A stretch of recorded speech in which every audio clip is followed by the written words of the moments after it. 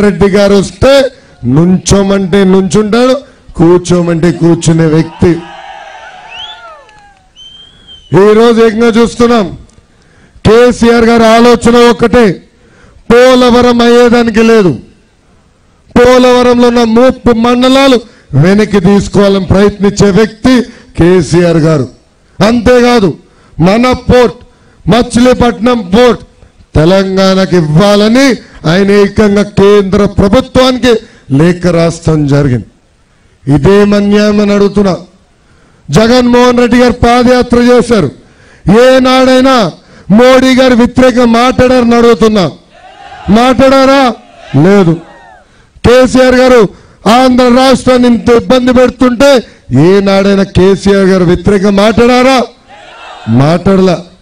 అందుకే జగన్మోహన్ రెడ్డి గారి పేరు నేను మార్చాను, కల్వకుంట్ల జగన్ మోడీ రెడ్డి గారు ఇలా పేరు. ముగ్గురు కలిసి నాటకం ఆడుతున్నారు. దౌర్భాగ్య స్థితి ఏంటంటే ఈరోజు ఆ పార్టీ ఒక అద్భుతమైన డ్రామా కంపెనీ అయిందండి.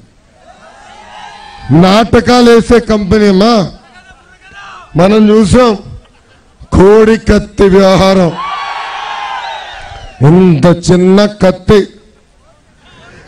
స్క్రిప్ట్ రాసిందేమో కేంద్ర ప్రభుత్వం, యాక్షన్ జరిగిందేమో విశాఖపట్నం ఎయిర్పోర్ట్ లో. గుచ్చింది ఎవరు? వైకాపా కార్యకర్త. కానీ అల్జడి సృష్టించడానికి ప్రయత్నించారు, ప్రజలు స్పందించలే. మన దర్యాప్తు సంస్థ సిబిసిఐడి దర్యాప్తు చేస్తుంటే వద్దంట. మన సెక్యూరిటీ కావాలా, మన పైలట్ల బండ్లు కావాలా, మన ఎస్కాట్ బండ్లు కావాలా, కానీ మన పోలీసులు దర్యాప్తు ఏజెన్సీ వద్దంట.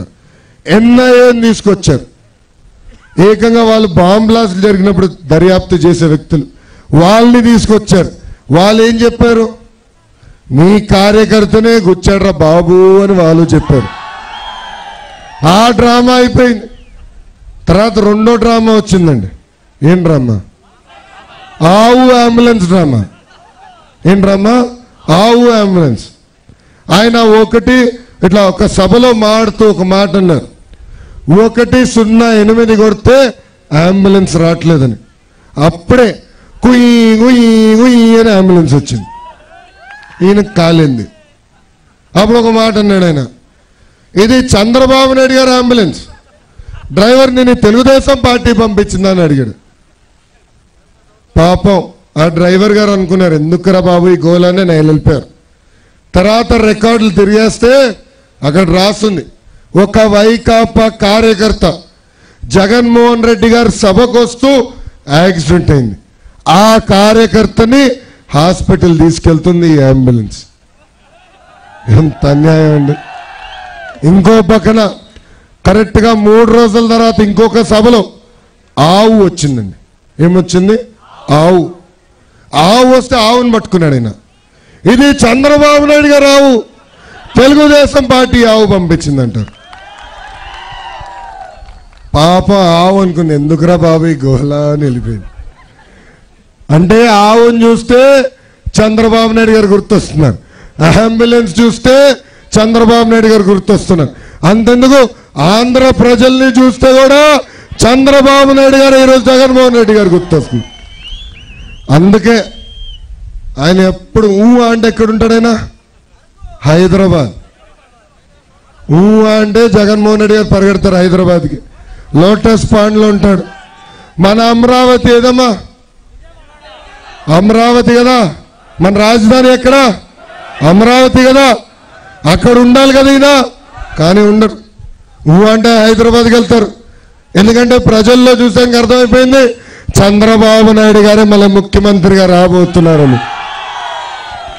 అందుకే మిమ్మల్ని అందరినీ అడుగుతున్నా, ఇచ్చిన మాట నిలబెట్టుకున్న వ్యక్తికి ఓటేస్తామా, లేదంటే మాయ మాటలు చెప్పి తప్పించుకున్న వ్యక్తికి ఓటేస్తామా?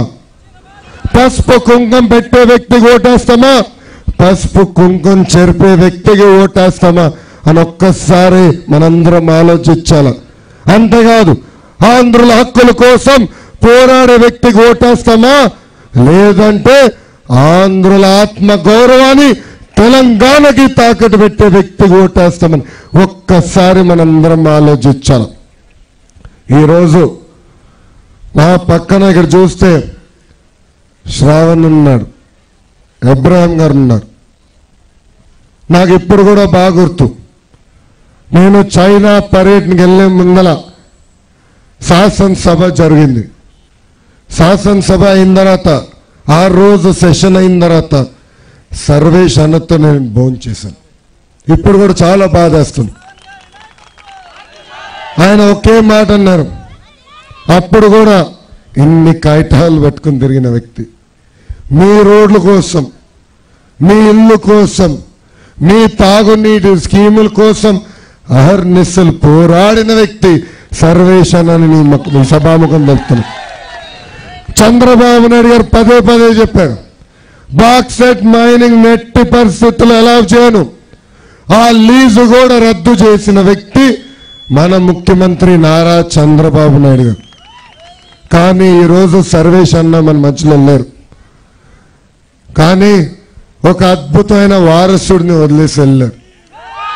శ్రావణ్ మన మధ్యలో ఉన్నాడు.